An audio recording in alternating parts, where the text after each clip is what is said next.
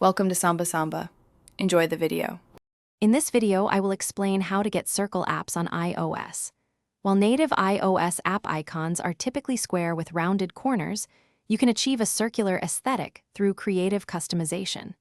We will explore two primary methods: utilizing third-party widget applications and leveraging the built-in Shortcuts app. These techniques offer exciting ways to personalize your device and give your home screen a fresh, distinctive appearance.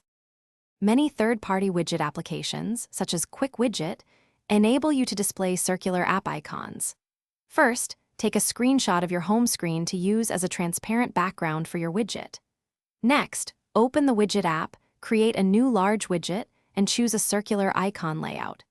You will then upload your screenshot and carefully crop it to align perfectly with your existing wallpaper, creating an illusion of circular apps. The Shortcuts app provides another powerful way to create custom circular app icons. Begin by opening Shortcuts and tapping the plus sign to start a new automation. Select the Open App action and choose the specific application you wish to customize. Then, tap the small arrow next to the shortcut name and select Add to Home Screen. Here, you can choose a custom circular image from your photo library to serve as your new app icon.